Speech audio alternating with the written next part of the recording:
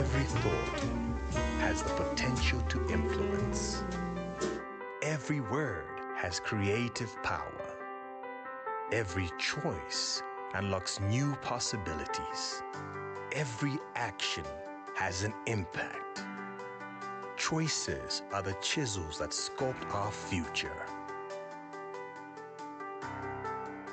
We hold the power and are responsible for making positive choices that bring about change.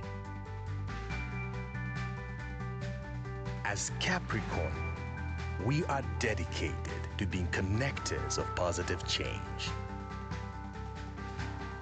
We embrace choices as an opportunity to grow. We remain committed to creating value for the people of the countries we operate in. This is visible in our past and present actions, and even more so in the value these actions create in the future. By making sustainable choices, we have a positive impact. We create a legacy of hope, and we ensure a tomorrow where everyone thrives. Join us in transforming change into prosperity. Let's make positive changes.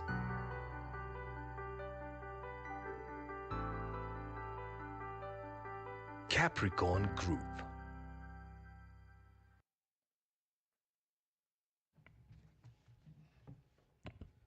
Good morning, ladies and gentlemen.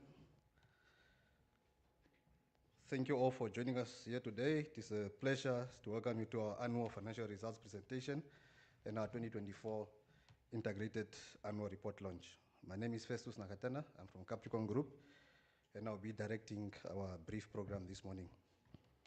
Let me from the onset recognize the presence of our Capricorn Group board chair, Mr. Gerard Fourie.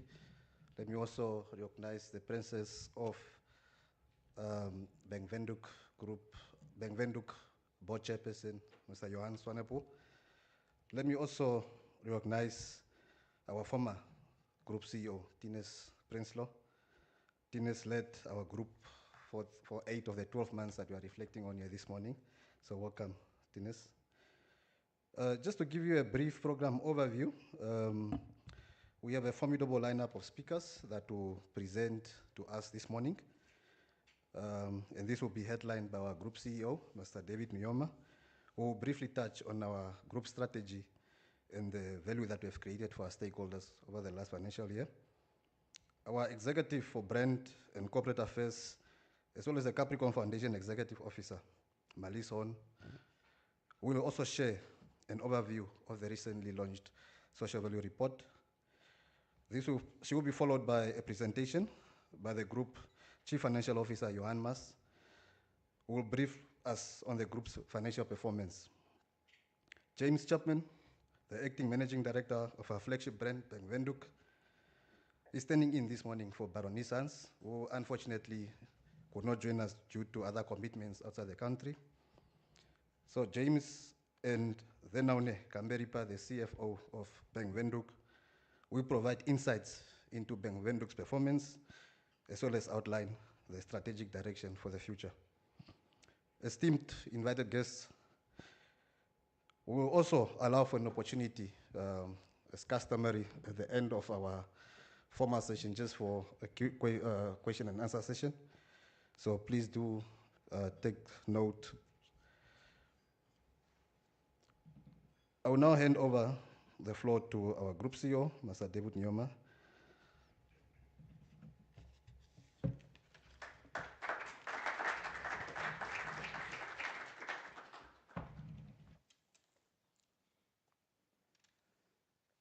Good morning, ladies and gentlemen.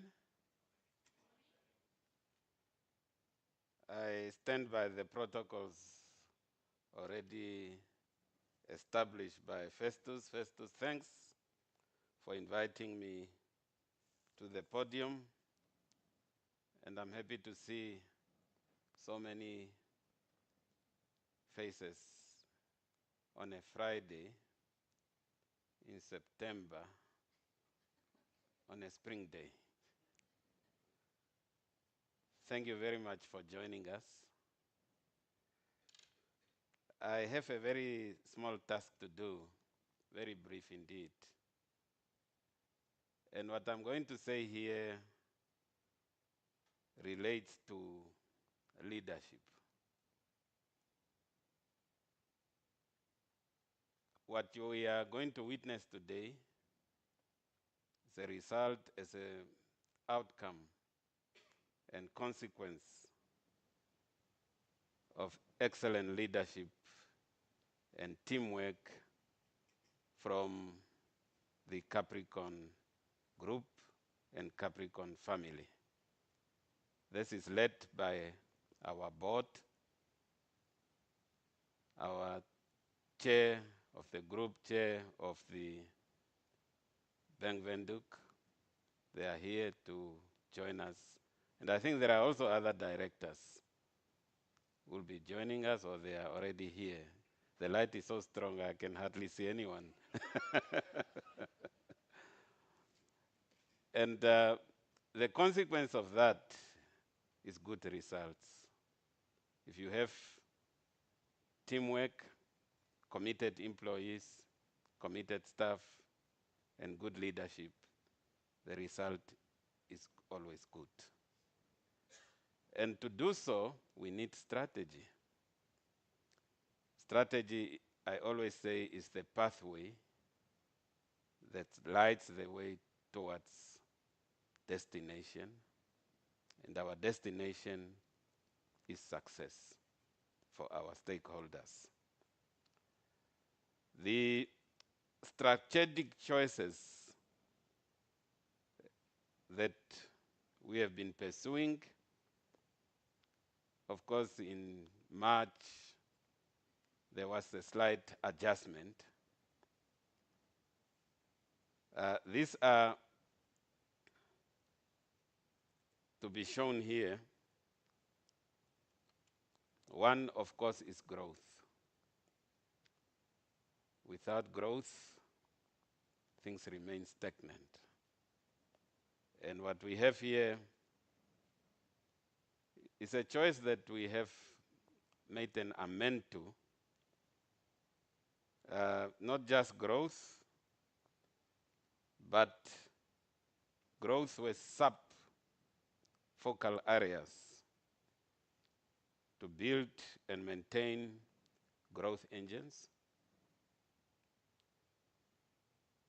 to build optionality in our portfolio. And this sounds like jargon. A good example here is our involvement in Paratus. It's a good demonstration of that optionality. Our mindset continues to have a deliberate focus towards those ventures we believe can give us value and that are still adjacent to our core business.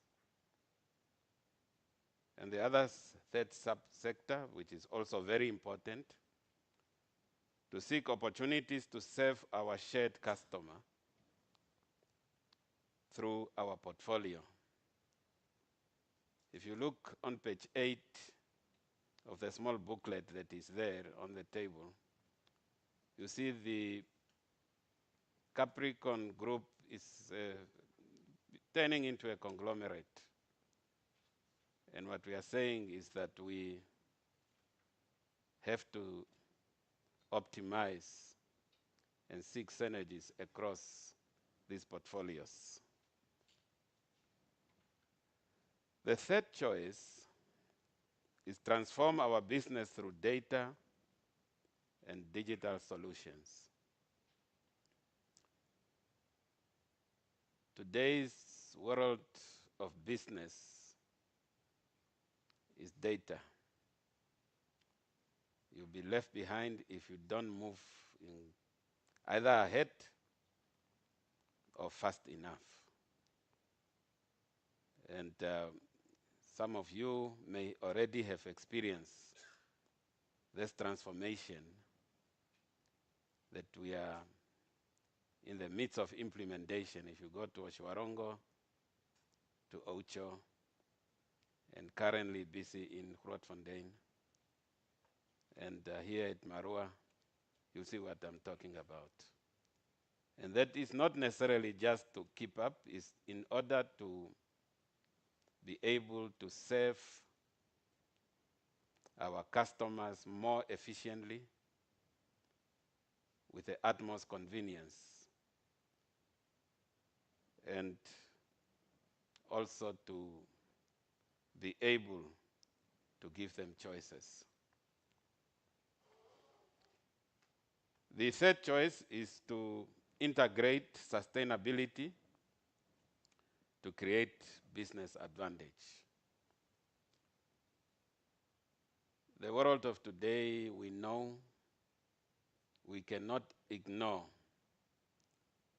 sustainability in a broader context, not only from a financial side, but also taking into cognizance the environment in which we live.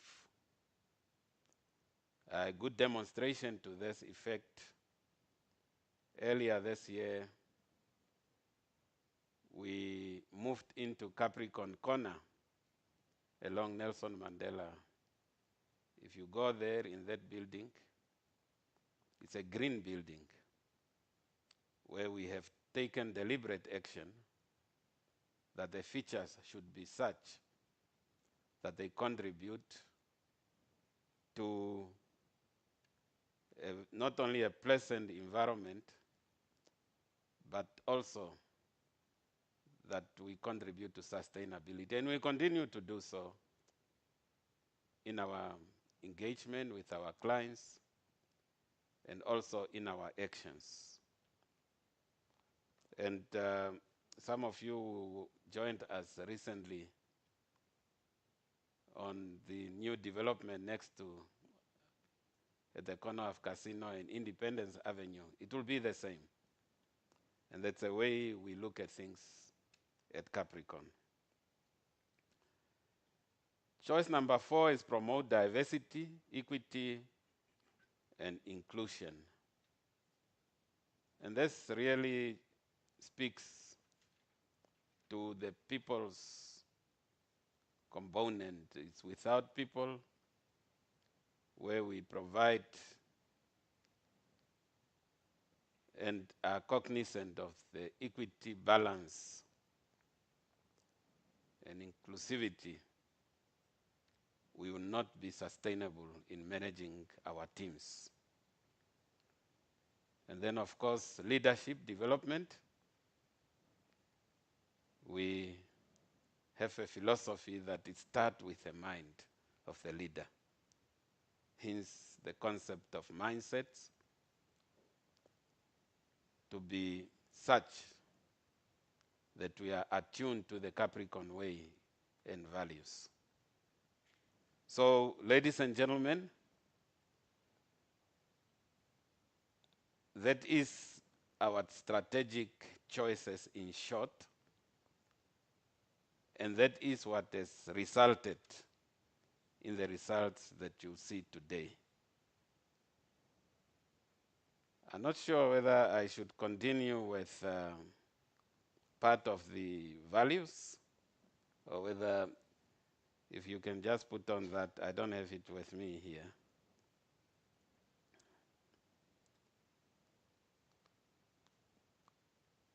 Move on, yeah.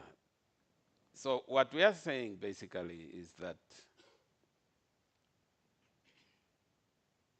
gone are the days when corporates looked at a company in the context of profit only. We are part of community, and that is the value, shared value, that we share with you today. For our employees, the statistics read for themselves: sustainable jobs. And maybe just for your information, Within the Capricorn Group, we are 2,310 plus minus. So that includes our subsidiaries where we have 307 in Botswana, and the balance is here in Namibia. And then, of course, our suppliers. We are quite deliberate in that way. We try to source as much as possible in the countries in which we operate, in Namibia and Botswana. The figures speak for themselves. We believe we have to share in the success and be a good corporate citizen by paying what is due to Caesar. And that is taxes, licenses, and what have you. 1.2 billion that we contribute to the fiscus. And for communities, which Merlis Horn will talk about later, a little bit more in detail, that is 25.8 million that we collectively as a group during the year has paid out for various initiatives of social need.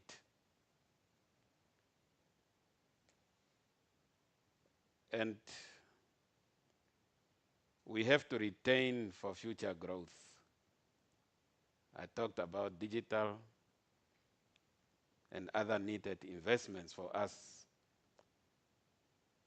to attain future growth. It's 1.1 billion we reserve in the kitty, and I deliberately left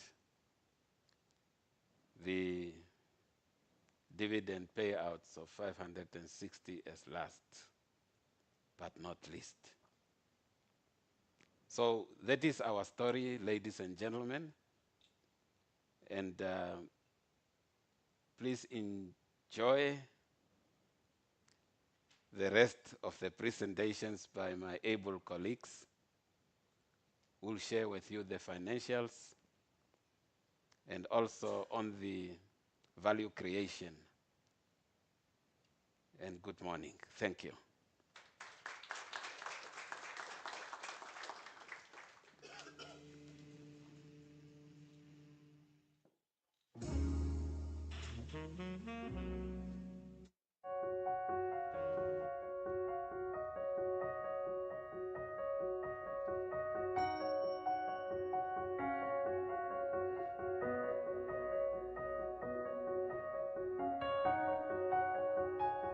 Namibia, our beloved home, is where the vast landscapes reflect our endless aspirations, and every heartbeat is filled with pride in our heritage. At the Capricorn Foundation, we are deeply rooted in the belief that the strength of community and the unity of purpose can transform lives and shape a brighter future. Our purpose transcends words. It is a heartfelt promise to prioritize the well-being of our people. We are dedicated to being connectors of positive change, a role that allows us to touch and enrich lives across our nation. Through our unwavering commitment and strategic efforts, we are dedicated to building an empowered Namibia. Our work is anchored in 5 essential focus areas that serve as the foundation of our initiatives. These focus areas, education and training, economic advancement, vulnerability support, health initiatives, and sustainability, are the lifelines through which we reach countless individuals. By nurturing education and providing training opportunities, we empower minds and open doors to new possibilities. Through economic advancement, we create pathways to prosperity, driving growth and encouraging a culture of entrepreneurship. Our support for vulnerability initiatives ensures that those in need are not forgotten, but given the tools and resources to rise above their circumstances. Health initiatives enhance the quality of life, promoting wellness and ensuring access to essential healthcare services. Through our unwavering commitment to sustainability, we protect and preserve, ensuring that future generations inherit a world where they can thrive. Our partnerships with government, NGOs, and other institutions enhance our impact. By aligning with national priorities, we ensure that our efforts align with Namibia's overall developmental goals. Together, we work tirelessly, side by side, to improve lives, empower individuals, and promote self-sufficiency within our communities. These focus areas are the channels through which our steadfast promise to the Namibian people manifests. The Capricorn Foundation is passionately committed to creating lasting change, bringing joy to faces, and cultivating a sense of hope and possibility. We are relentlessly pursuing positive change and continuously seeking innovative ways to uplift and support our communities. Our commitment to sustainable development is a pledge to future generations, ensuring that the seeds we plant today will bear fruit for years. Join us and be part of this transformative journey as we strive to build a brighter, more sustainable future for all Namibians. Together, we can change lives, inspire dreams, and create a legacy of hope and resilience. We are connectors of positive change.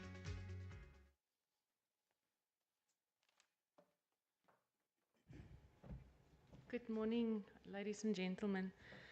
As a Capricorn Group, we endeavour to be open, transparent and accountable in our reporting on our corporate social responsibility initiatives, and therefore we are extremely proud to present you the social value report that we launched last week and have copies for you here today.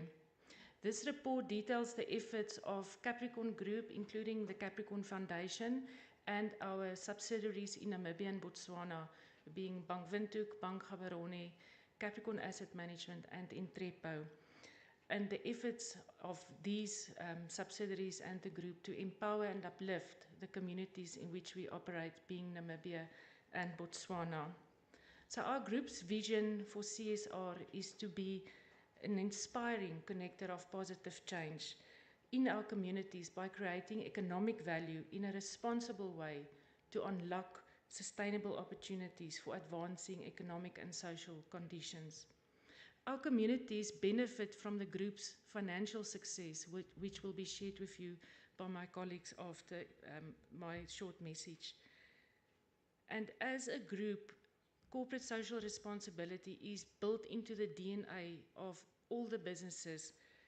We are really committed to make an impactful difference in the communities in which we operate through our focus areas that we outlined in our video, which is health, education, vulnerability programs, health and sustainability.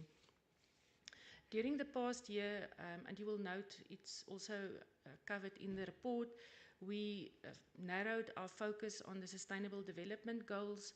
We initially focused on 8 SDGs, but we wanted to make more impact, and therefore we reduced our focus to 3 SDGs, and they are SDG 2, which is End Hunger, SDG 4 on Quality Education, and SDG 8 on Decent Work and Economic Growth. Over the past year, as David also alluded to, we as a group, the foundation and our subsidiaries, invested 25.8 million Namibian dollars in corporate social responsibility initiatives, and that is up by 19.1% from last year.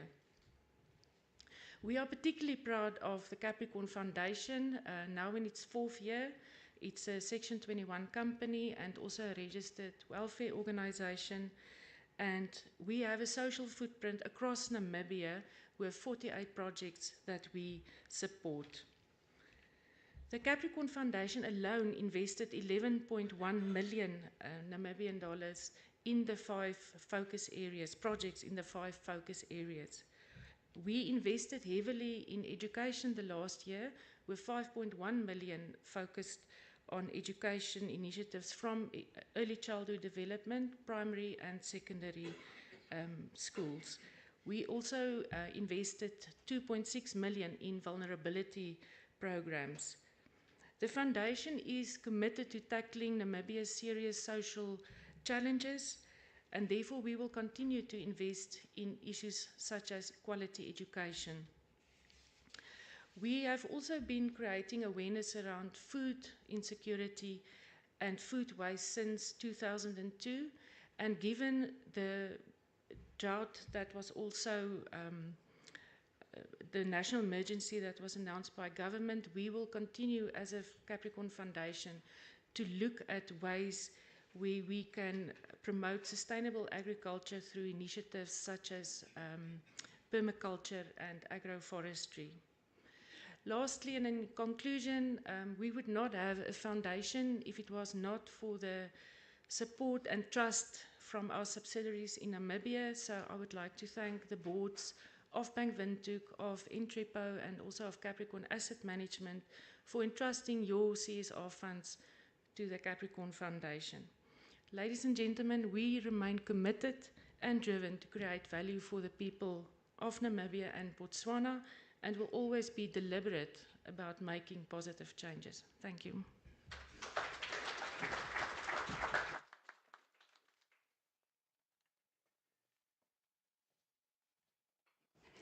Don't think I need this. Good morning. Maybe just before I start with the financials, maybe just a story of what happened to me in preparing for this presentation. So normally what I do is the night before, after the kids go to sleep, I put the presentation on the TV and I practice. And I pretend that you are all there and I practice. Now, my one son, who's now 9 years old, I don't think he was asleep at that point in time. So he came to me and he asked me, why am I talking to myself? And I told him, no, so do you remember when you, at school, you had to stand in front of the class and you had to talk about the camel thorn tree? That's what I'm going to do tomorrow. He said, oh, that's great. What topic are you going to talk about? And I didn't know how to explain this to a 9-year-old, so I told him, I need to go and tell the people at work how much money we made. He looked at me and he said, wow, that topic is stupid. Why didn't you choose a better topic? So yeah, I think it's safe to say I'll be the last CA in the family. But yeah, despite what my son might think, you all know I'm quite passionate about these numbers. So I can keep you busy all day, but I've only prepared 5 slides. So I'm really trying to keep it high level. And if you want more detail, you are more than welcome to come and ask me afterwards. And I do believe we also have a lot of detail in our integrated report as well as in our financial statements. So maybe just to start off, and I think this is where we need to start with, because for those of you that have gone through the numbers so far would have noticed there was a significant restatement of our prior period results. And that came about as a result of IFRS 17. And for Capricorn Group, we were quite significantly impacted by it. So I am going to try and explain it in layman's terms. IFRS 17 impacted the insurance companies, of which we have 3 inside the group. It replaced IFRS 4, which was the old standard that governed the way in which you have to account for insurance policies. Now, the main thing between the two standards that you need to know is that your profit per insurance policy under IFRS 4 and IFRS 17 over the lifetime of that product is exactly the same. There isn't more profits or less profits under IFRS 17. What does differ is the period in which those profits are recognized. You would notice, if you look at the results of short-term insurers, a lot of them will tell you IFRS 17 didn't have a big impact on the numbers, and that's because they are looking at a short-term insurance policy. So there isn't a lot of periods to spread those profits over. However, when you go and look at our entities, so Santam obviously being a short-term insurer, not a big impact. Entrepo being a credit life insurer, but the policies quite align to the loan periods that they give out, so between 1 and 5 years. So that had a bigger impact. But if you then go and look at our investment in Sanlam is really where the big impact came in, because if you think about a life insurance policy, you know, it can span 30 plus years, especially with you know, how long people live these days. So under IFRS 4, there was a lot of deferment of profits for later periods. Because IFRS 4 did allow you to put away some discretionary reserves for future periods. And I think from a Sanlam point of view, they were quite prudent in putting enough away for the policyholders in future. IFRS 17 then came about, and IFRS 17 is now quite strict on exactly how you need to calculate for your policyholder reserve. So that actually then had an impact that it released a lot of profits that were put away for the future under the IFRS 4 that came in 2024, 2023, and then before that. So it did have a positive impact on the current year's profitability of Capricorn Group, and also in the restated 2023 financial year. But it also had a significant impact on capital as well. So you would have noticed that there was a big jump in the capital of the Capricorn Group coming from prior years, about 268 million. And unfortunately, that capital isn't yet available for distribution to shareholders. As we've learned with the implementation of IFRS 9 in the bank, back when was that, circa 2019, 2018, 2019, is that even though it's implemented, the standard does take a couple of years to settle as well. You'll still make some changes as you go along. So I think, you know, we would rather just be safe and make sure IFRS 17 has actually settled, and really make sure that we do have that excess capital before that gets declared out to shareholders. And maybe just the third bullet there, I think, is important to note. ROE would have been 18.25% had we not implemented IFRS 17, and that's just because the impact on capital was greater than the impact of the profit in the current period. Then just moving on, looking at our financial measures of success. I think the word financial fell off the slide here. If we look at financial metrics, how do we measure success? ROE is our main financial measure of success, and I'm glad to report that there was a slight increase from the 17.6 that was reported last year to the 17.9% in the current year, and we continue to work towards that ambition of getting to 20% in the longer term in a sustainable way. We then achieve that by managing our cost to income, which at 50% is the lowest that it has been ever, especially since our listing in 2013. And I think what is most impressive here is that our expenses has gone up by 12.2% in the current year. So that is more than double what inflation is. And those expenses were needed in order to safeguard the future of the bank and of the banks and the group, because there's a lot of investment in technology and then also IT skills to help manage that technology. So despite us increasing expenses, making sure that we are sustainable in future, we were still able, from an income perspective, to cover those expenses and make sure that the cost to income actually comes down. And hopefully it can dip below 50% in the next year. Then looking at our non-interest income as a percentage of total income, we really try to get this ratio as high as possible.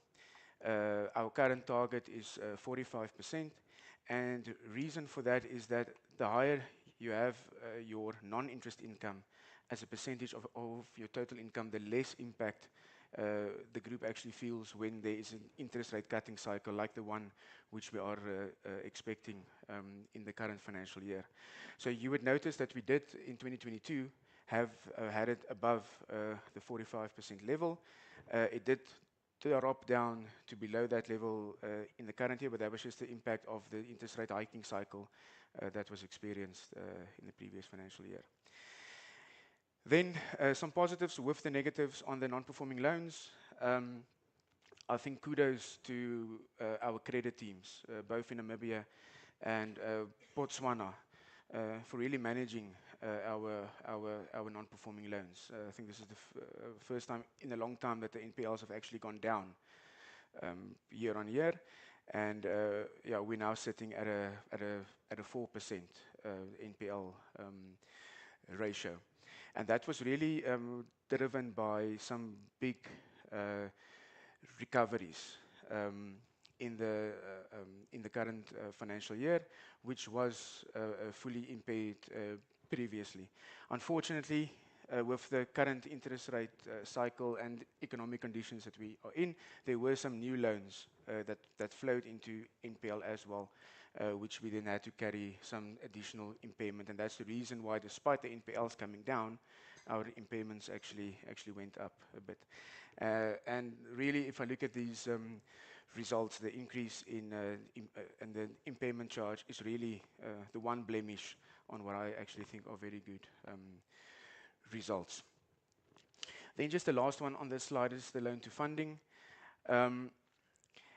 You know, we will always prioritize liquidity over profits. I've said this before, and I'll just say it again now. Liquidity kills a bank like a car crash kills a person. You'll be cruising along, and all of a sudden, you'll be gone. So we really try to manage our risk, you know, by checking our tire pressures, wearing our safety belts, and keeping to the speed limit when it comes to liquidity. And I do believe that the current levels where we are at does meet that threshold where we are adequately balancing the liquidity, both current and future, as well as with the profitability that comes with that. Then just looking at our financial highlights, I think a lot of these ones we have actually spoken about on the previous slide, but maybe just to highlight a few there in the top row: operating profit exceeding 2 billion for the first time, and then a profit after tax 9.9% increase over the restated prior period to 1.74 billion, and 17.7% increase over what was reported in the previous financial year. Then just also looking at the capital, so our CAR ratio currently at 17.9%, which is also the largest that it has been in quite a long time. So I think the key takeaway from these last two slides, I think good growth in profit while making sure that we've got healthy capital and healthy liquidity levels as well. The dividend yield at 5.8% did drop a bit from last year, but that was mainly as a result of the significant increase in the share price that was driven by the market over the last year, We ended 30 June 2023 at $14.65, and we ended 30 June 2024 at $19.30. Then something that we really pride ourselves in is our diversity. We listed the group as Bank Windhoek Holdings back in 2013, with Bank Windhoek being the sole subsidiary and contributing 100% of the profits. In 2024, Bank Windhoek contributed 66% of the total profit after tax. And we did that without throttling the growth of Bank Windhoek. I think Bank Windhoek went from strength to strength since 2013. But the likes of Entrepo that came on, CAM, and then also our investments in Botswana as well really helped us to diversify both our geographical risk, but then also our income streams as well. And then I think just a special mention to Botswana, who've now breached the 10% contribution of group's profit to group's profit for the first time. It was a couple of years ago that they seemed to hover about the 6-7%, and we just couldn't get it past there. We managed to get it to 10% in the current year, and that is also coming from our term lender Payo, which we've now launched about 2 years ago in Botswana, that helped contribute to that growth. Now the Botswanan economy is under some pressure currently, with the diamond market being what it is currently. So I think really to grow this business in a sustainable way and to get to that 10%, I think that is quite great. And for those of you that are questioning my maths, there isn't a 10% missing. The other 10% is then coming from Sanlam, Santam, and Paratus, which really, again, just shows our diversified nature.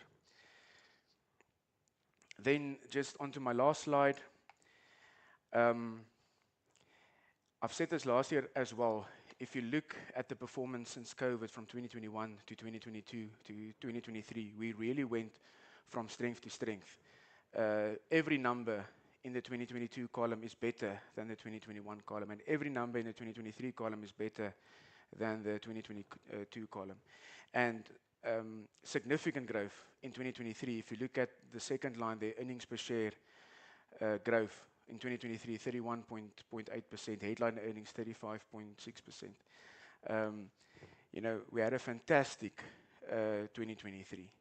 So to grow even further on top of that, a very good financial year that we had in 2023, I think is great. We almost got to a 10% profit after tax year-on-year growth. That's based on the restated numbers of 2023, and like I mentioned, 17.7% based on what was previously reported to the market.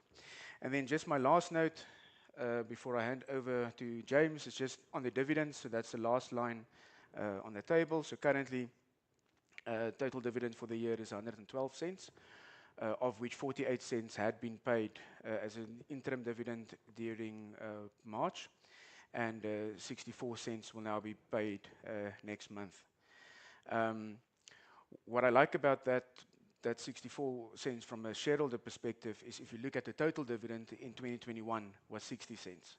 So we are able to declare in 2024 a final dividend that exceeds the total dividend back in 2021, which I think is great from a shareholder perspective.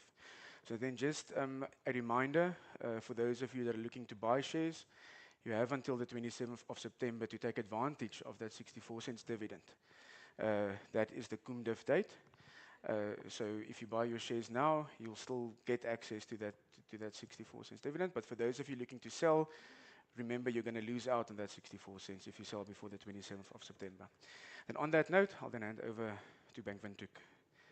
Thank you.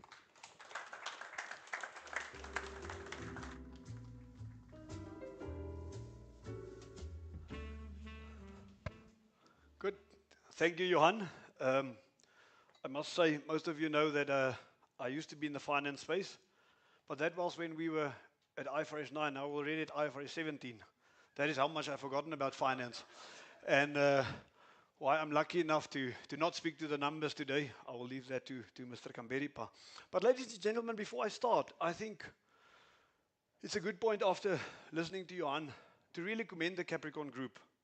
Mr. Prinsloo, having been part of this group and a large part of the previous financial year, Mr. Nyoma having picked up off where he's left it, I really think the group has done some great work in the last financial year, looking at the diversification of revenue coming from the different streams and geographies. I really think we've moved very far over the last few years. Yeah, I would almost want to say it's sterling results. And that is just something I've read in the media this morning, someone else saying it about our results. So, yeah, I think we can really give them a round of applause for delivering that result. And as Bank Windhoek, we are really proud and privileged to be part of this group and really appreciate what you are doing. And Marlies, also to your point, at the foundation level, I'll get to a few of the numbers later, but really doing good work in that regard, thanks to yourself and the Capricorn Foundation Board. But without any further ado, a bit more about Bank Windhoek. If you don't mind, I'm going to move around a bit. In terms of the macroeconomic backdrop, it remains a challenging year, as many of you know. I'm not going to spend a lot of time on this. Many people in the room can tell me much more about this than I can tell you. But I think when we look at Namibia, all coming down locally, we've had a year where the prime rates remain at 7.75% for the full year. There was a subsequent rate cut, but the year on which these results are based has been fairly constant. Inflation lowered, I think, to around 4.6% towards the end of June, whilst GDP growth that has also been a bit lower at 3.1%. I think is the forecast for this 2024 calendar year, and then credit appetite. Our private sector credit extension only growing by 1.8% during the last financial year. And it's in this context that I just want to speak to the Bank Windhoek numbers. And before we get to the numbers, or some of the numbers at least, I think consistency is key in the sector. Landing the right trends, doing the right thing consistently throughout the cycles. And that really requires a very focused approach. And that is really what our strategy has tried to deliver, and I think has been able to deliver over the past few years. And starting with our vision, and that is to link it back to what Mr. Nyoma said earlier, in terms of being connectors of positive change and creating that sustainable value. Similar to the group, that is also Bank Windhoek's ambition, to really create that sustainable value for all our stakeholders. But it's important for us to partner with our customers, our employees, which Mr. Nyoma also mentioned is an integral part of our business, probably our most important assets, as people often say. And in the communities, to Marlies's point, Namibia needs to be a better place because Bank Windhoek is here at the end of the day. And that vision is underpinned by strategic choices, similar to that of the group.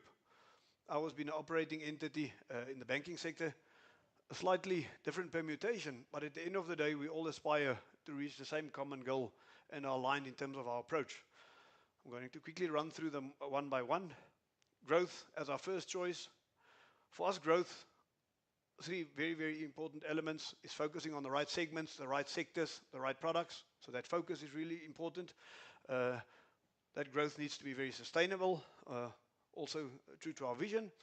And then lastly, also true to the group's vision, is we need to diversify as increased pressure on the industry in terms of interest rate margin may impact us. One needs to always see where the next revenue stream is going to come from and identify and aim for that. Then secondly, our customer experience. At the end of the day, Bank Windhoek wouldn't have been without its customers. We are because of our customers. And embedded in our customer experience choice are really some key elements from our group strategy. And it speaks to leveraging data and digital. How do we leverage data and digital to enhance that customer experience and create that almost superior customer service and customer experience? And one thing that is extremely important for Bank Windhoek, and I think many of you will know that, is that we are seen as a very relationship-driven bank. People value the relationships they have with Bank Windhoek, the relationships they've had over the last 42 years.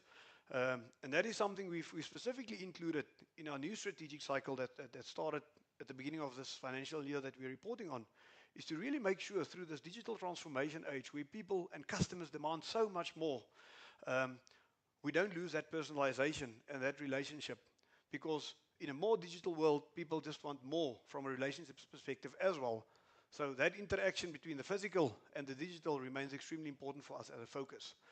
Then speaking to the employee experience, again, leveraging from what Mr. Nyoma said, ultimately, if our employees are happy and if employees have a great experience, our customers also have a great experience. It's a very important touch point for our customers and with our customers. And I think in COVID and potentially post-COVID, employees have really been impacted from a wellness perspective, financial wellness, physical wellness. And it's important for us to really make sure we focus and refocus on our employee to also get them in a place where they need to be. And the key drivers behind that, again, leveraging of the group strategy is really looking at diversity, equity, and inclusion, embracing that, growing that future fit leaders and developing talent. I think we also spoke about the investment in technology. You can almost not do enough to get the right talent and invest in employees' future and the leadership of the bank. So that is an extremely important component for us and to really create that mindset and purpose-driven culture. Going on to an element of bank optimization, I think globally that is what everyone is aiming for. How do you optimize a bank? And there are many different elements to it, but I think what most of you will probably be interested in here today is capital optimization. That forms a very big component of bank optimization for us. Johan spoke to ROE. Zanauni will probably flog you to death a bit later about ROE and our views on that and capital management. So optimizing capital is extremely important for us. And then also optimizing our business, our operations through innovation through re-engineering our business processes. And often in the banking sector, it's not about doing that incrementally. You have to do it exponentially. Sometimes you have to leapfrog. And I'll talk to our digital journey a bit later. And that is something that's really also top of mind for us, that also speak to the cost to income ratio that Johan have spoken about earlier. And how do you really bring down that cost to serve as an ultimate goal in many respects, to increase your customer and transaction volume, or at least reduce the cost per volume in that space. And then lastly, sustainability. Again, something that we've also seen in the group strategy. And I think what's important with sustainability is the fact that we see it as something we need to integrate in a way that it can create business advantage. We can do many things in the sustainability space, and so many people are doing so many things. But where and how can we, as a financial institution, have the biggest impact, but also create competitive advantage from it? And all of these great and grand choices, ladies and gentlemen, in banking is fortunately underpinned by very sound business fundamentals. There are things you can't get wrong in banking. Capital, we've spoken about it. Capital adequacy, to the contrary of ROE. Liquidity, to Johan's point, capital and liquidity is the blood in our veins. Managing cyber risk, financial crime, becoming very topical these days and impacting financial institutions across the globe. Risk and compliance, a changing regulatory landscape, and then our IT systems and maintaining our core platforms and keeping that up to date. Those are some of the business fundamentals that have through the cycle not changed for us. Regardless of our approach in terms of strategic choices, those fundamentals will always hold true in the banking space. And then, not to repeat what Mr. Nyoma said, through all of this and that focus, we are creating value for our stakeholders, which he's spoken to in quite a bit of detail and also put some numbers to it. So not going to repeat any of that for your benefit today. And then through the rest of the presentation, I'll really focus on those components and reference to growth, customer experience, employee experience, bank optimization, sustainability, and ultimately our business fundamentals. So bear with me, but that strategic focus has really delivered what we have seen in the past financial year. But I think before I go on to the actual numbers, that's one thing I just like to mention is our esteemed MD, Ms. Bernice Hans. I'm sure she would have loved to be here today. She's often a rock star at these events, and it's very big shoes for me to fill, or at least to try and fill this morning. But I don't think any of this would have been possible without her leadership. She's really spearheaded this year, and she has really driven us and assisted us and supported us to really deliver the stellar performance, if I can call it that. So maybe in her absence, a great thank you and commending her on her leadership as well. Moving into the numbers then, loans and advances. As you can see, 4.6%, growing our gross advances book from 37.3 to 39 billion. And that is in an environment where private sector credit extension only grew by 1.8%. We've increased our market share from 35.2 to 35.5%, still holding that and maintaining that first largest lender position in the market. But it often comes at a cost. But we've managed to do this in the last year and over the last few years without taking undue risk. And I think that the non-performing loans ratio and our credit loss ratio really speaks to that and is a testimony of that. Ending the year about at 4.65% on the NPL ratio side. Industry was at 6.15% back in March. The June numbers are not out yet, but our expectation or estimate is that it will be around 6 or just below 6%. So in that sense, I think to Johan's point, the bank has also done very well in terms of managing credit, which is actually one of our business fundamentals, is that proactive management of credit at the end of the day. With our credit loss ratio still being at a fairly low level, somewhat aligned to that of last year. Then on the other end of the balance sheet is our funding. And our funding growth, 8.9%, that is overall funding. But that is substantially improved our market share in the funding space. We currently, in terms of deposit market share, have 30.6%, up from 28.5% from the same time last year, which I also think is a good result. But what we are focusing on, and many of you may have the question, and our learned CFO will talk to it later, is really our funding mix and our margin. How do we manage that? And we've been focusing on reeling that current and savings account growth, our low-cost funding driven up. And that 10.9% double-digit growth is also something that we've really focused on and tried to achieve in the last year, or at least improve as well. And I'll speak to some initiatives and how that also reflects on our customer growth. And then last but certainly not least, our loan-to-funding ratio. Some of you in the room may have been around in 2015, 2016, when our loan-to-funding ratio was in excess of 100%. And we've really looked at de-risking that space, bringing it down to 88.1%. But at the end of the day, loan-to-funding ratio is one way of looking at it. But it comes down to liquidity. Our liquidity coverage ratio, our net stable funding ratio, being introduced. And that is really what we will be focusing on going forward as well. And then in terms of our profit and loss, profit after tax, 1.25 billion, up from 1.09 billion last year. That's a 14.4% increase. And that has been driven largely by our balance sheet that I've just discussed and our interest margin, which will be unpacked in a bit more detail under the finance section. But for us, also something very important is the increase of our non-interest revenue, up by 17.4%. I believe that non-interest income, or the non-interest revenue to interest income ratio is extremely important, and why there's a lot of focus on non-interest revenue, and also from a diversification perspective to see how we can diversify our revenue. And then cost to income for Bank Windhoek, this is a record low level, 47.4 over the past few years. We've gradually brought that down, or consistently at least brought that down. And that again, ladies and gentlemen, speaks to an outcome of optimization of our business, investing in technology, etc.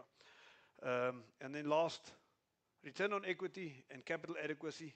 Those numbers look extremely close to each other, but on both of those we've improved it in the last financial year, and are on a journey to really look at capital efficiency and how we unlock maximum value from that. So that from my side is it in terms of the numbers, but maybe giving a bit of context to what delivers that. And that is where our strategy is fundamental to the numbers. And as I've said, customer experience. How do we enable our customers and how do we enhance their experience? And for us, the journey for the last 2-3 years has really been looking at our customer touch points. How do we evolve those touch points for it to be convenient for customers, but at the same time, enable sustainable growth, speaking to our growth choice, but also the sustainability of our business, speaking to the optimization of our business beyond the growth only. And the two critical components in the customer journey was really investing in technology, which we are constantly doing. We've, over the past 3-4 years, invested almost 400 million into our technology platforms to develop that specifically with the aim of enhancing the customer experience.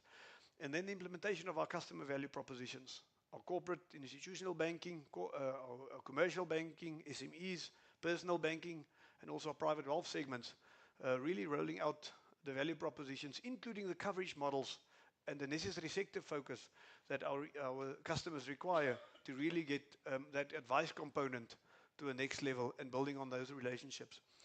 But investing in technology, the impact of that is more important than the investment itself. And I can honestly say, landing the technology and landing the features and capabilities is almost not even half the journey. The other half is migrating not only our customers, making our customers accustomed to it, but also our employee. Business transition. Business transition has been a very big focus for the last 2 to 3 years in this fast-changing environment, going a lot more digital, and will continue to be. And I'll speak to it a bit later. But investment in technology in the cash space, we have introduced our cash device or deposit-taking devices 2 years ago, and we've really seen the migration being very successful, customers taking that up across the country, and every year we're just increasing those devices and making sure that we speak to our customer needs. And I think the next study is even more interesting. We've seen from a cash deposit end almost 41% in terms of volumes and a 37% year-on-year growth, where customers who traditionally used our branches have now migrated to these devices that we have made available across all our branches across the country. So that shift from a customer perspective is there, but it didn't come all by itself. We also had a lot of business transition interventions to really almost accelerate that journey, and will continue to do so going forward. And then at the bottom there, talking to our deposits, 52% of what traditionally happened in the branch is now happening on these devices. And even more importantly, speaking to customer convenience as well, 46% of those transactions are now actually happening outside of banking hours. We've introduced 24-hour areas in many of our branches that customer can access certain services around the clock. And that is really what we are seeing happening in the cash space, really that investment delivering on the results. And then the next one, it's just the tip of the iceberg, but just to give you an idea of our digitally active customers, that is also shot up by 33%, and almost at a 40% of all our bank customers are extremely active from a digital perspective. Some of our very specific channels, the mobile app. Our mobile app has for the first time this year been rated by our clients as the preferred channel. Previously, our internet banking channel has been the preferred channel, but mobile first has really been where everyone has gone and where we've initially invested in because of that shift. And for the first time, it overtook our internet banking platform. But some exciting news, some very exciting things happening in our internet banking platform. We will be launching a new personal banking platform and a corporate banking platform in the near future from an internet banking capability point of view, which will speak to our customer value propositions of what the customers have asked for. There are just some numbers in terms of the adoption, going up by 40% in the last year. And then again, the transactions up by around 60%, moving 6.1 billion in the last year over our mobile app. I think is quite a substantial increase. And then at the bottom, our e-money. Many of you may have seen we're currently focusing a lot on e-money, the easy wallet in Bank Windhoek's case, and also with the development around the regulator looking at introducing the IPP. That is also a very exciting space to look forward to. But the 27% growth that we've seen, that translated in our market share from a volume and value perspective, moving from essentially in the low 20s to the low 30s, low to mid 30s percent, just in this last year with the added focus, and also something that we see an opportunity in going forward. And then, ladies and gentlemen, branch experience. I've spoken to it. The relationship that is important for us. How do we migrate transactions out of our branch so that you become a place where relationships matter, where we can give the right advice, where we can introduce the right coverage models, and enable the right features. There are just a number of things that we've done, but I'll perhaps just stick to coverage models. What we've seen in our recent client feedback is where we've gotten our coverage models right, having the right commercial banker, SME banker in a branch, client-facing. That is where the customer experience has significantly gone up. Our feedback from our annual survey also indicated that those were the areas where we've made the biggest progress from a customer perspective, apart from the innovation and the data and digital. And then one would ask, but what does this all mean? We've seen the technology. We've seen what it's delivered. It has worked. But the customer is also happier. And that is our ultimate track or metric we look at the end of the day. Consistently post-COVID, our net promoter score have increased to a level of 46%, which is considered to be very good on a global standard. Some of our segments, the likes of our private wealth segment, Capricorn Private Wealth, is actually at a world-class level, above 80% for that segment. Our commercial banking, our corporate banking, where the relationships matter and where we have the relationship managers and where we have the right sector focus in terms of how we've positioned ourselves for growth, that is really where we're seeing the high net promoter score and the high overall client satisfaction. Also supported by a much more positive outlook on our innovation and our digital space. And coming back to our growth, our customer growth across all our segments, we have focus segments we are focusing on, and then we have all our other segments.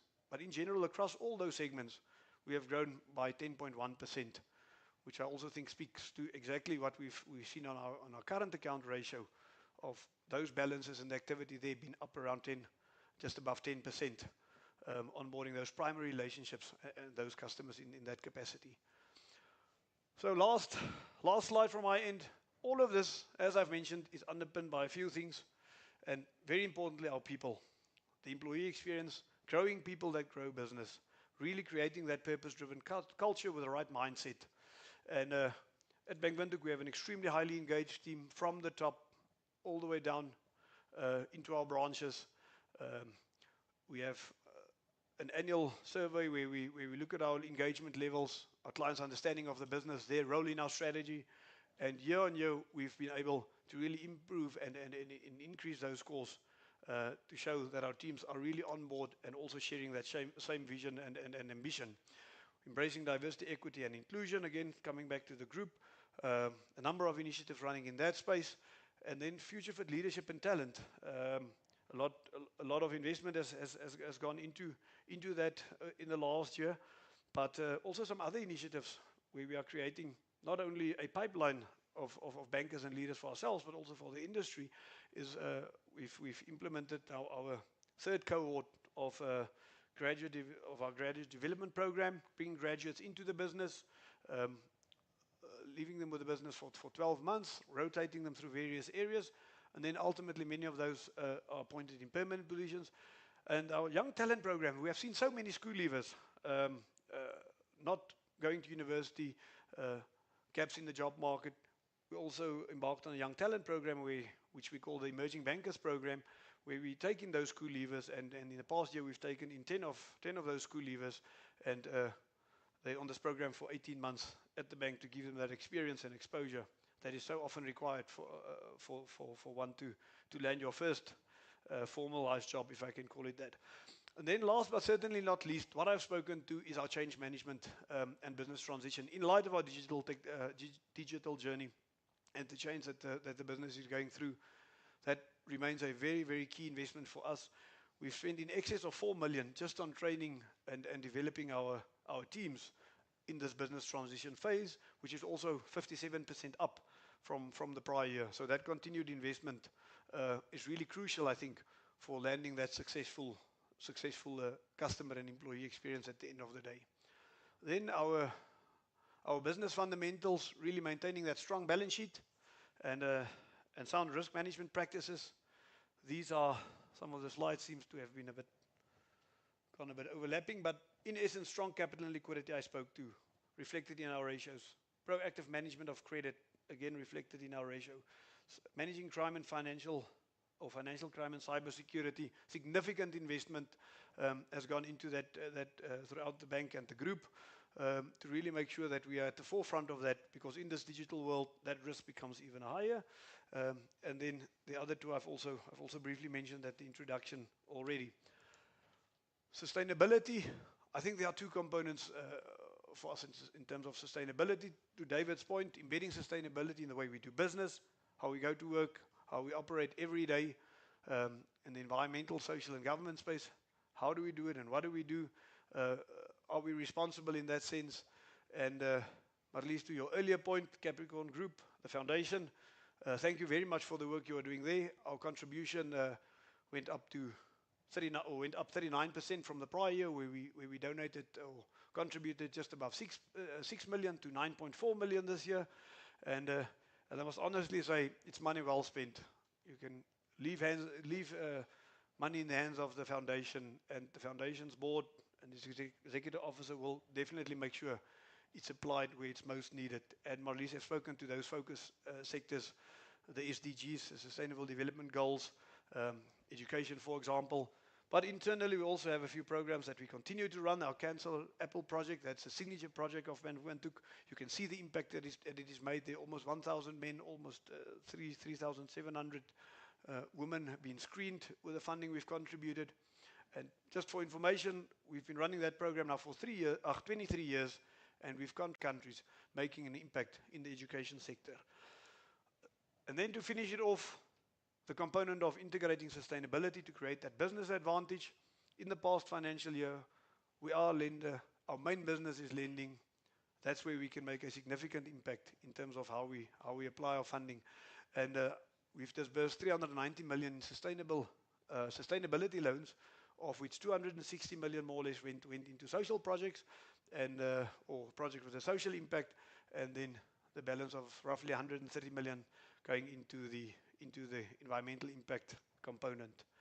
And that is really what we pride ourselves on, is making that difference, being a pioneer in the sustainability space for quite a number of years now, and at the forefront of that in the industry. So yeah, ladies and gentlemen, without much further ado, that is what it took and what we did to deliver the numbers. And I will now hand over to Mr. Kamberipa, our CFO, to speak to the numbers. Thank you.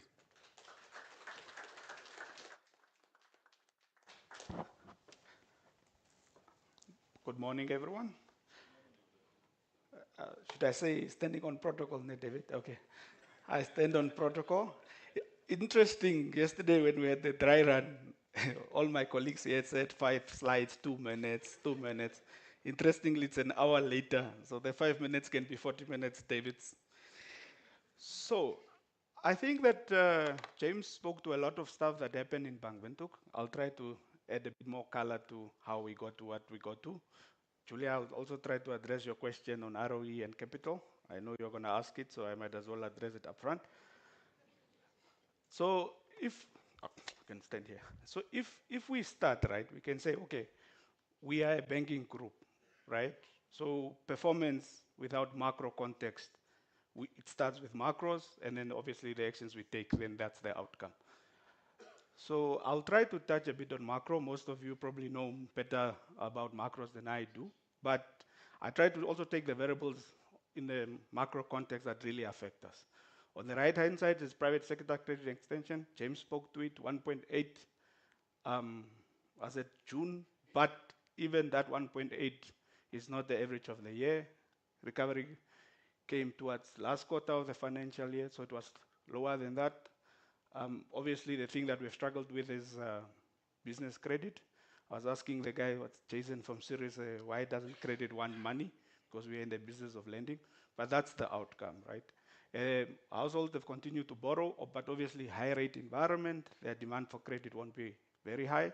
When we speak to advances, I will show you also how overdraft have come down, because it's expensive, people are paying it off. On the other side, on the right side, rate. So obviously there were no rate changes in the financial year, covering the financial year, but last year we had a series of changes in rates. So what you then get is a certain rate change. If it was only effective for 3 months, it's 3 months versus 12 months, and so on and so on. So on average, repo was up 125 bips year on year. So then I will also give a lot more flavor to it when we talk to margin, because obviously the asset side always reprices immediately, but deposits have a lot of variables that determine how they price. Some are JIBAR linked, which tends to reprice in anticipation of rate hikes. Some reprice on maturity. If maturity is 3 months, it takes the 3 months, 9 months. And some are repo minus, so current accounts would probably reprice immediately with a repo change, but it depends where it was. So all of that then obviously plays into how the margin then has sort of remained the same or with a slight improvement. GDP growth of 3.1. Namibia seems to be good. The economists keep telling us it's good, but it seems like there are areas where things are good and there are areas where we're still struggling. And we see that also when we see impairments coming through. And then the last point is inflation. I think Johan also spoke to that, 4.64%. And then I will also then try to give flavor how then our cost growth, why our cost growth is higher than inflation. I almost said any questions because I'm so used to being asked questions in the board meetings. Profit after tax up 14.4%, which James just spoke to. So, and I think when we try to look at results, right, we always say, and he spoke to that, a lot is around business fundamentals. Are the business fundamentals trending the right way? Customer growth, transacting, debit order switching, Sarah, and all of that good stuff. So 14.4% up on the back of what? Cost to income has come down, which is probably the lowest, like he said, the lowest it has ever been maybe in a long, long time. Part of it is obviously what we are doing on revenue growth and IR growth, but the higher rate environment matters, right? Because dollar for dollar, you do make more when you are in a higher rate environment, and that's why we have an unusually lower cost to income ratio. NIM, I spoke to now, so that I will talk to also later. Advances growth 4.6 up, but a lot of that growth came towards the end of the year, so which means that we didn't really get the interest benefit of a 4.6 balance sheet growth. Throughout the year, we give or take 2 to 3% growth, and that then reflects in the interest income we made. Funding up 8.2%. This is a very interesting story. James spoke to how we are almost fixing our distribution channels to go after those current and savings account. And I think it's still coming because what we see is that as much as that is growing, a lot of that growth also comes from the corporate side. Corporate current accounts are more expensive than retail, so the margin unlock is still not yet there, but it's something that we continue to work on. Then the other side of that funding also is that the more expensive sources of funding also grew at the same rate as the current and savings account. So it's kind of, it doesn't really, we haven't seen the value unlock yet, but it's probably something that we'll work on in the new year. On ROE, despite a higher base, ROE improved. So obviously when you make more money, you put into capital, and then obviously then the base year on year, it's a higher base, yet we still produce 17.5, which I think is very good. Because of a higher base, then you're still improving ROE. And then I will also talk to that when I cover economic profit. Are we economically profitable or not? Capital adequacy ratio at 17.9, record, the highest in 10 years, I think. Oh, not the record, Helmut is shaking his head. Okay. But it's the highest in the last 10 years that I've looked at. And we've had specific initiatives on, obviously, earnings creates capital, but then you must then optimize risk-weighted assets, which is initiative we have done. So then, no, just quick, let me just close off. So then, but we'll get into that, and then also try to unpack how we are looking at it going forward. Where did the growth come from? So, for me, we can see the circling there. A lot of it is vehicle and asset finance, 19 19.6%, almost 20% growth.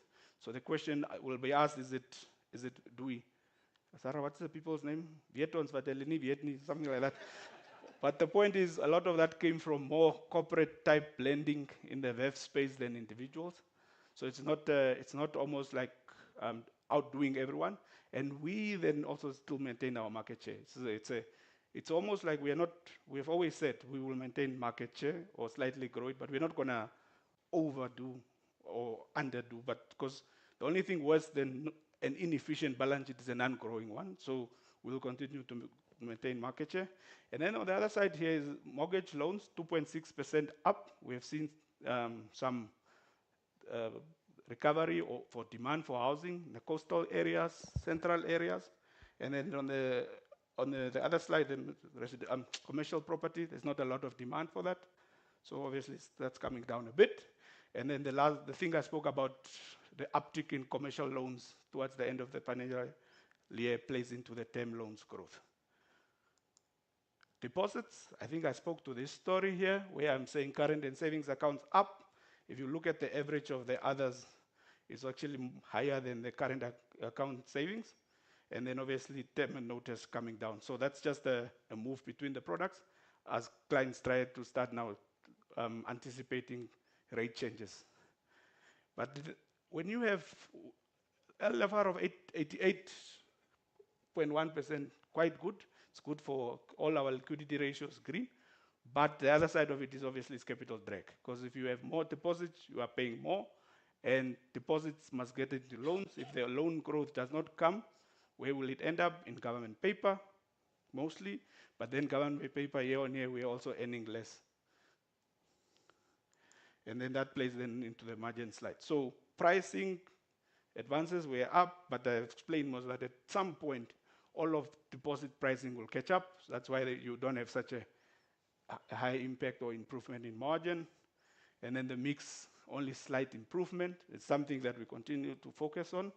And then obviously the volume. So when you have fire funding, LFR of 88.1, it's very good for liquidity, but then it has a drag on margin. Impairment. So, I think I won't touch on NPL. I think both Johan and James touched on NPL. So I'll touch on credit loss ratios. 8.63, probably one of the best I've seen in the market at the moment. I shouldn't brag, and it's something we sort of anticipated, right? So 2021 and 2020 sort of COVID years, we knew would be at those levels. And then 2023, we came out of COVID, and 2024, a bit higher. So the higher rate environment, when rates started going up, we always knew that it takes time to play into the numbers. And so at that time, when we were providing, the forward-looking part of the provisions would have taken that into account. So obviously now that this reality is here, although the impairments is coming, the general provision then would set that off a bit. That's why you see sort of a normalized growth on credit loss ratio. Then the other side of the question that I often get asked is that, but why are we comfortable that we are adequately provided? If you look at the slides showing coverage ratio obviously just takes most provisions divided by the book. So dollar for dollar, how much are you providing more? And if you look at almost all our products except end stage, except only one, stage 2 of personal, year on year we are actually providing more, the same or more. If you look at non-personal, 0.4, 0.5, 11.5, 13. So dollar for dollar, we are providing more. And then the last one to close it all off now is that, but provisions is actually two components, right? Specific, it's actually fact. Exposure minus security, then you provide.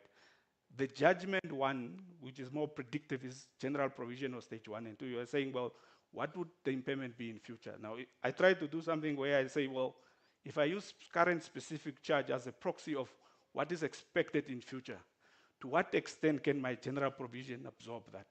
And when I look at it, you can see it was 1.9 in 2019, 1 2020, around 1 2021. Obviously, in the COVID years, when we saw COVID coming, we ramped up on provisions, that forward-looking aspect of it, to 2 and 3, 3.8. But now that the outlook is different, 1.8 sounds like it's quite sufficient, because then you almost have 2 years of provision cover before you are out. Non-interest revenue, I think a lot of this James spoke to, the initiatives around transacting, the balance between relationship banking and digital. But sometimes I always tell my colleagues in EMT that we must have managed migration, but that's besides the point.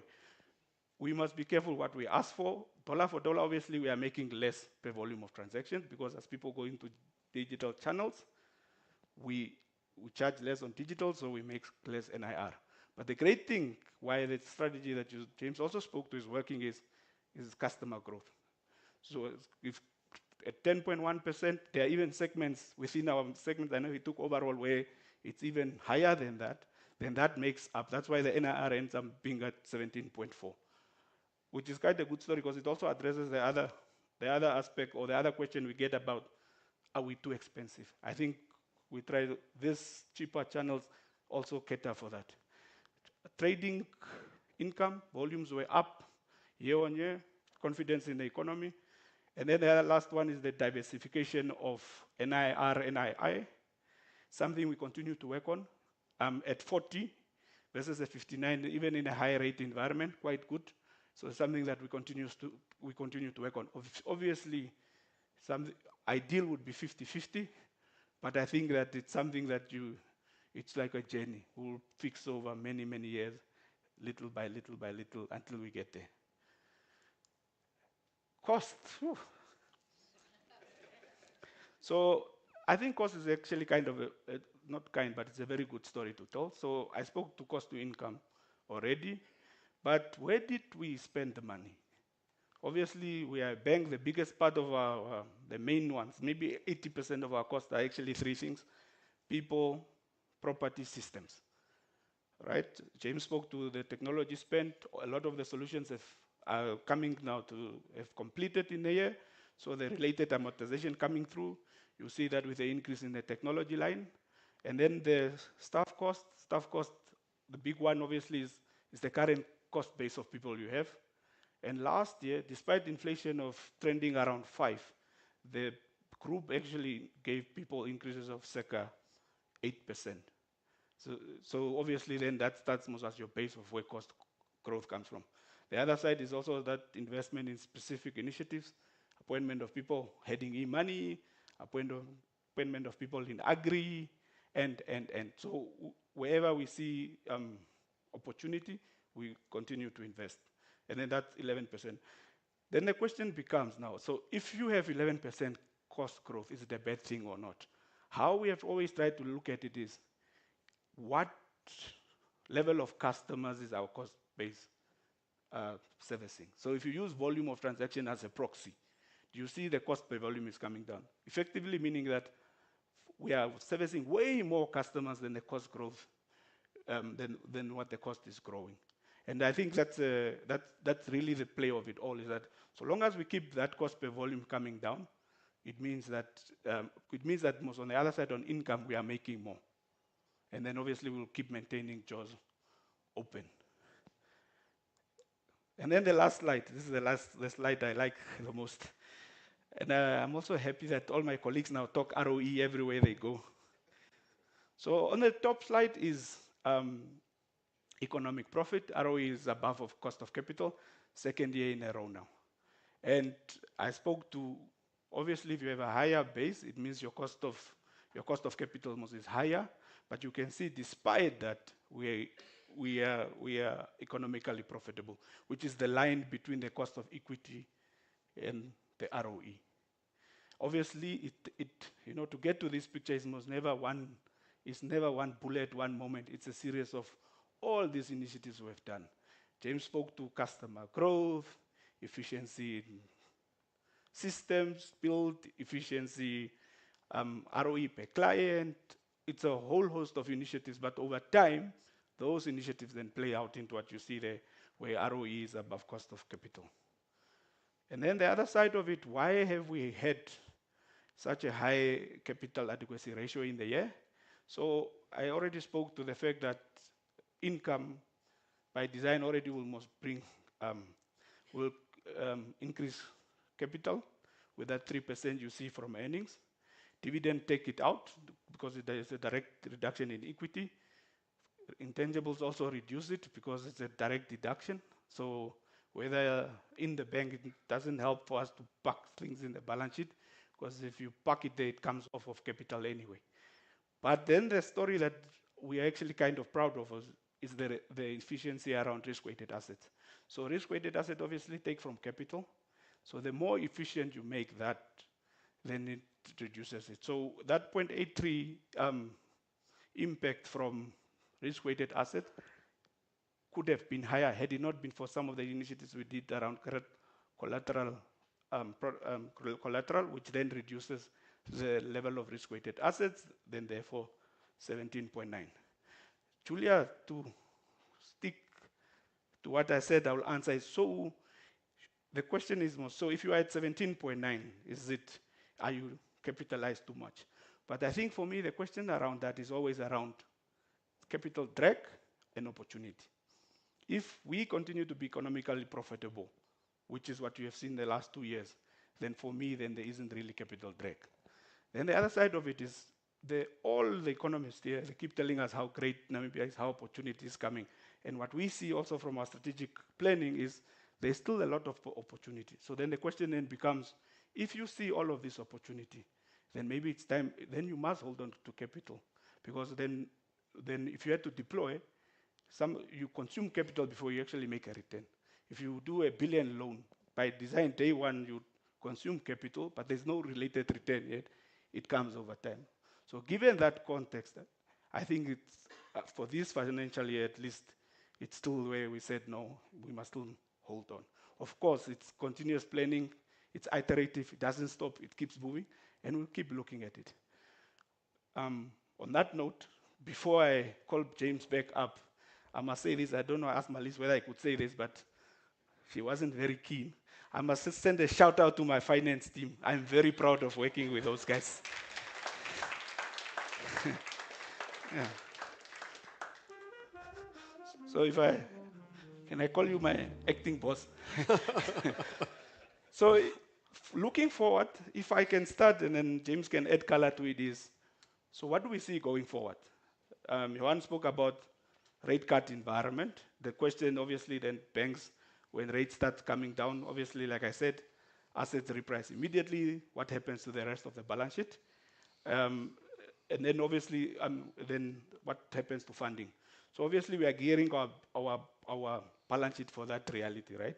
When we have been there before. In COVID, in the 3 months, rate came down 300 bips, and we're able to withstand it. So we are already gearing to say, but if rates come down, how will we adapt? What do we do? So that we sort of try to protect margin. And the other thing that I maybe worry a bit about is impact of regulation on fees. So if what you get with regulation is, it's almost like it often takes out income, then it will take a whole stream of income. Sometimes it also encourage behavior in clients that is actually cost more for the bank. But how we have always tried to look at it is, if we continue to focus on fundamentals like James spoke to, it means we will always try to make it up. Because customer growth, volume growth will always make up what we lose. And then maybe anything else, James, you want to cover? No, thank you, Mr. Kamberipa. Yeah, I think maybe just one or two things in terms of opportunity. I already got the question outside, but we're talking about the past year's results, but what's next? How are we looking forward? What does the way forward look like? And as now has spoken to, how do we reposition ourselves in a interest rate cutting environment? But from a business perspective, and many of you have also advocated about the opportunities in the country, and a positive sentiment has been shared in terms of where the country is going, and we see that same opportunity. I've seen Tatina Nyemba, our head of corporate institutional banking here earlier this morning. We believe in certain sectors there are great opportunities. We are focusing on those sectors. We are realigning our risk appetite in those sectors, thinking around the mining sector. Oil and gas seems to be top of mind, and the business around that. that ecosystem in the oil and gas space. So sector focus was extremely important, coming back to our growth strategy. And then also in certain products, trade finance, we believe there's some opportunity in trade finance that we will be focusing on and looking at. And then I spoke to our customer growth. There's some, I think, very exciting coming to market, I think next week, where we are also looking at customer value propositions and rolling out a new customer value proposition in our biggest employment sector in the country, which I think has been something that clients and our staff has been asking for a long time. That will really put us in a great competitive space. Other than that, digital development will continue. We will continue to enhance that customer experience and bring down our costs to really open that positive jaws and reduce our cost to income ratio. Continuously also diversifying our revenue streams into other avenues within the banking space and what's within our ambit. And then lastly, but certainly not least, is also the opportunity presented in the sustainability space, looking at it from a financing or funding side and the financing component thereof. So we're very excited about what's coming. We believe we are very well positioned. Our fundamentals are moving in the right direction. Our strategic planning, etc., is speaking to that. And yeah, we look forward to a great next short, medium, and long term, to be honest. And on that note, also just a vote of thanks from my side. I don't think many often appreciates the role that or understands the role that our board is playing. Both of our group and bank boards being here today. Thank you very much for the support in assisting us to deliver these results. Our group team, the group executives, supporting us, and then coming back to the bank, our managing director once again, great job done by her, and the management team. Some of you here today, others I've seen online. We couldn't have done it without you and the whole of Bank Windhoek, and the support of our analysts, the media in the room today, always goes a long way and helps us and encourages us to do better every year, and we really appreciate that. So thank you very much.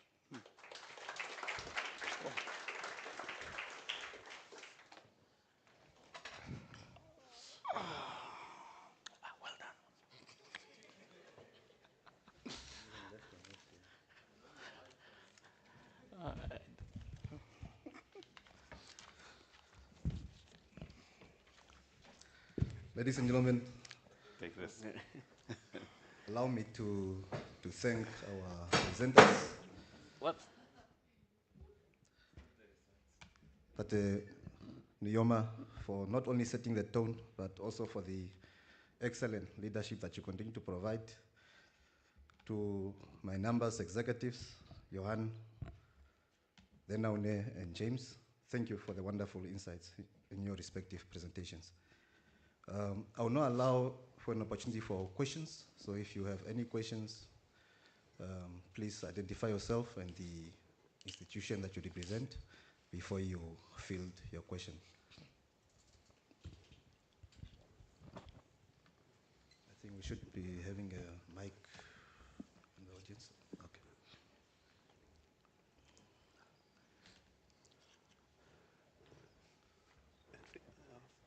Have a question there? Julia.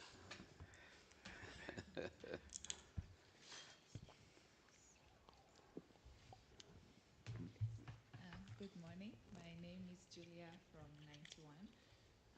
A big congratulations. It is indeed great results. The first, I have a few questions, so I hope you don't mind. I know most of my questions have already been answered, so thank you, Mr. Kamiripa. The first question is on growth. As the CFO and the CEO at group level indicated, that the first strategic choice is growth, but you've had such phenomenal years. So you compare 2021 all the way to 2024. So what are those initiatives at group level that will drive growth into 2025? And what can we look forward to in terms of the numbers? Thank you. First question.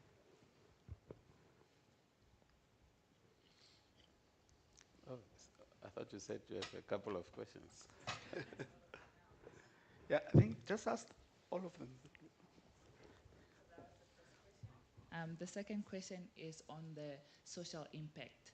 So usually the rule of thumb that we've come accustomed to is companies spend 1% of top line. So 1% at sort of 5 billion is around 50 million Namibian dollars, and this compares to the 25 million that Capricorn Group has spent on CSI initiatives.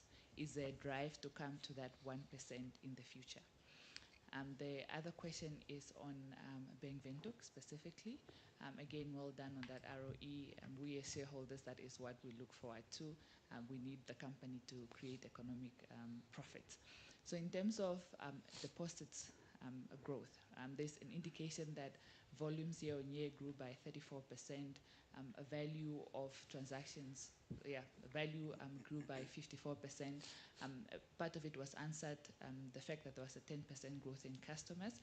But there's sort of a disconnect between what is happening in the economy. We know that inflation rates has been high, GDP growth was not as robust, but somehow you're seeing such a robust growth in volume transactions. Is it something that is specific to your customers, or what is happening in the Bank Windhoek environment? Thank you. Thank you.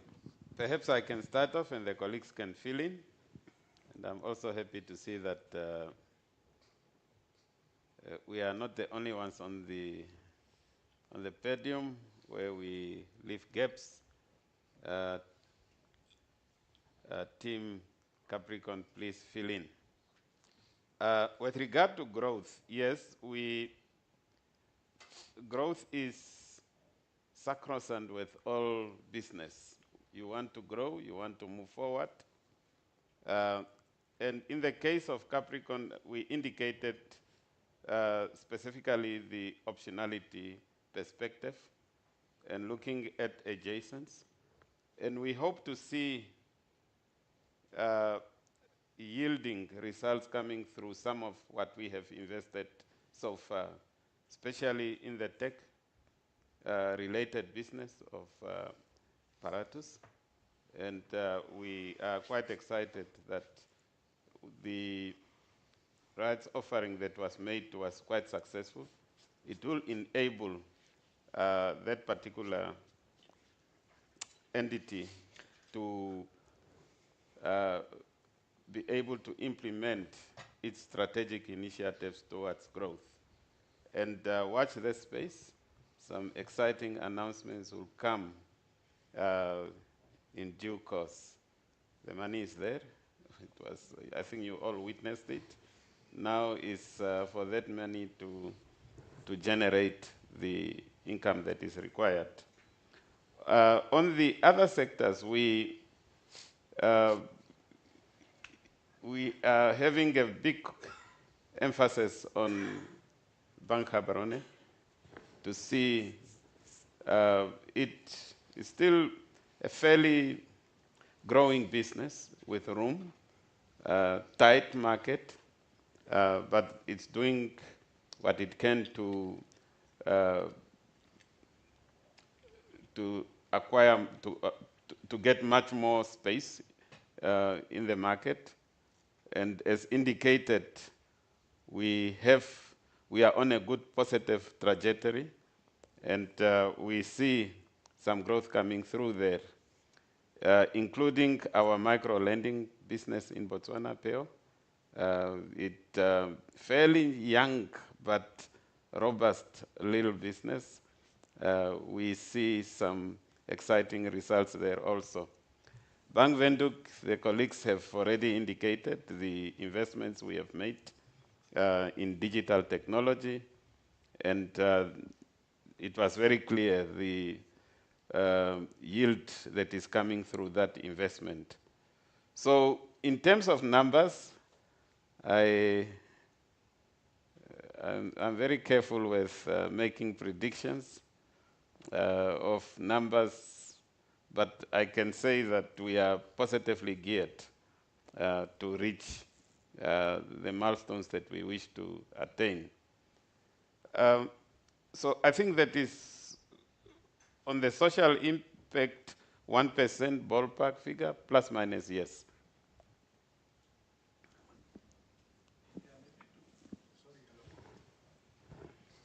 Hello. Yeah.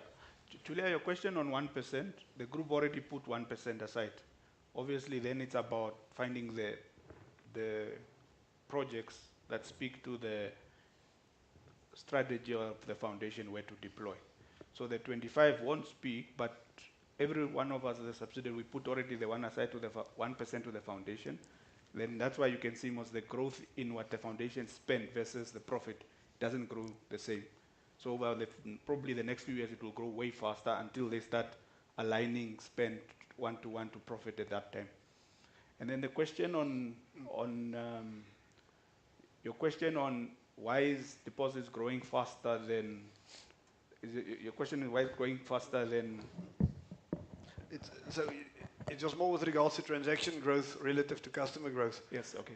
You spoke about transaction growth at 30, 50, 60% compared to customer growth of 10%. So maybe I didn't make it clear enough in the presentation, but that only related to our digital channels, so reflecting the adoption.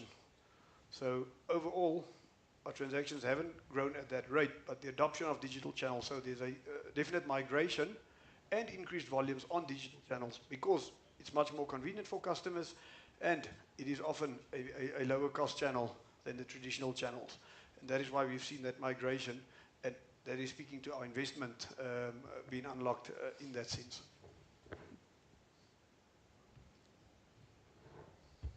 Any other question? Emmanuel?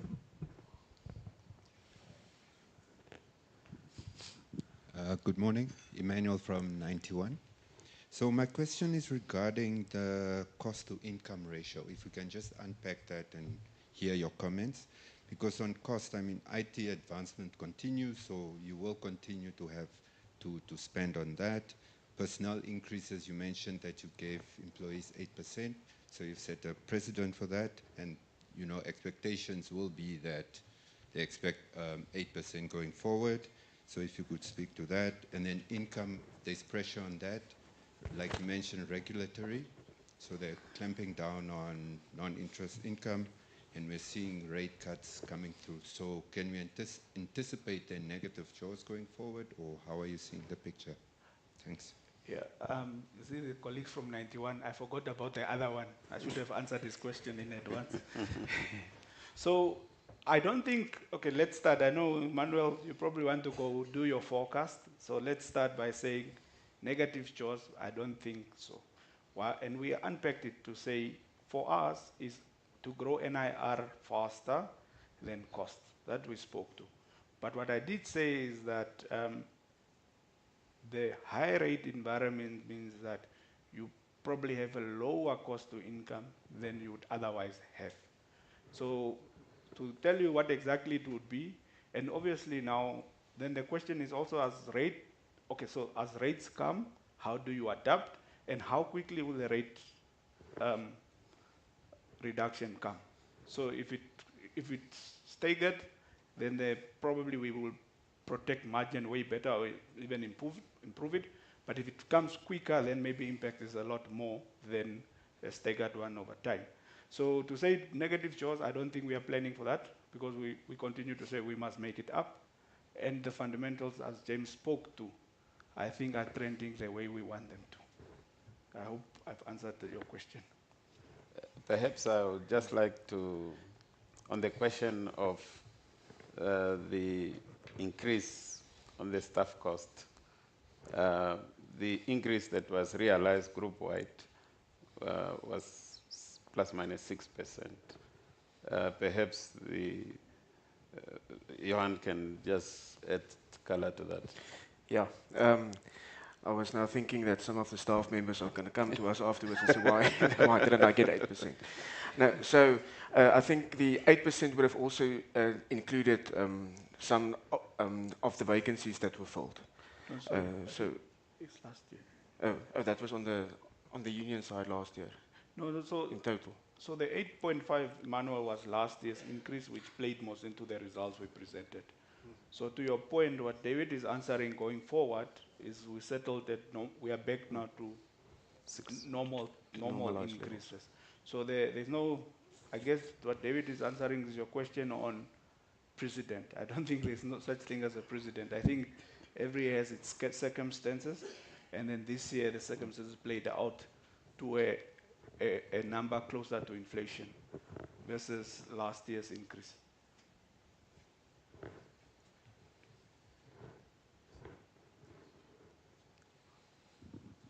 Just one last one to Mr. Nyoma.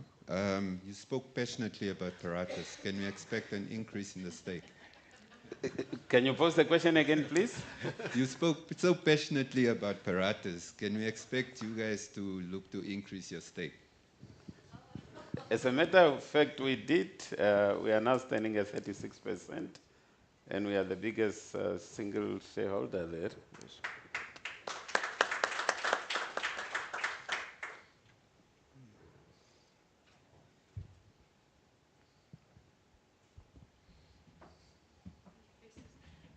Just to Julia to respond, in fact, our social contribution is 1.4% of profit after tax this year. So we are above the 1%. And what ZK mentioned is that the money we receive from the subsidiaries into the foundation, we might not every year spend all of the funds, but we do have it if there are projects coming up and that we want to invest in. But certainly for this year, we are well above the 1%. Okay, thank you. Thank you, Malis. Any other questions?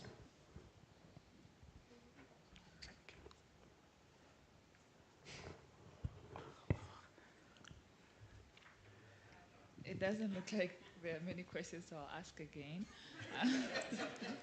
So, yeah, it's just a question on Sanlam. I asked a question last year. At the time, the Namibia operation was not included in the Sanlam Alliance JV. But this year, Sanlam Namibia is now a part of it. Any impact to Capricorn's current shareholding? And are there any worries with the... Yeah. No. So at this point in time, no. I think our investment in Sanlam will still stay the same.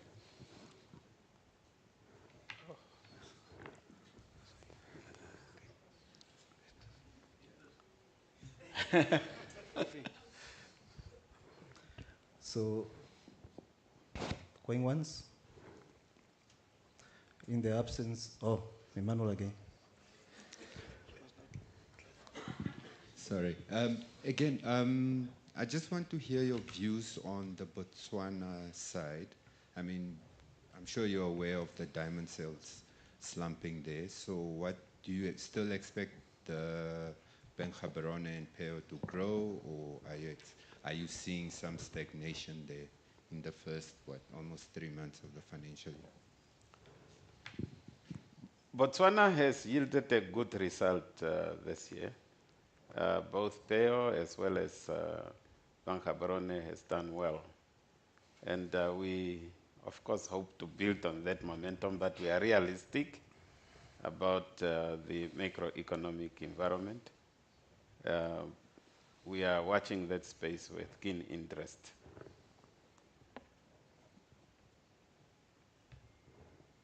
Okay. Thank you very much for your questions, and to the panelists for managing to comprehensively respond to that. Ladies and gentlemen, we have come to the end of our program. Please note that you can access copies of our integrated annual report, our risk report, our governance report, as well as the group financial statements report on our website, capricorn.com.na, under Investor Relations. Yeah, let me thank you once more for being an integral part of our event this morning. Thank you very much, and please do join us outside for light refreshments. Thank you.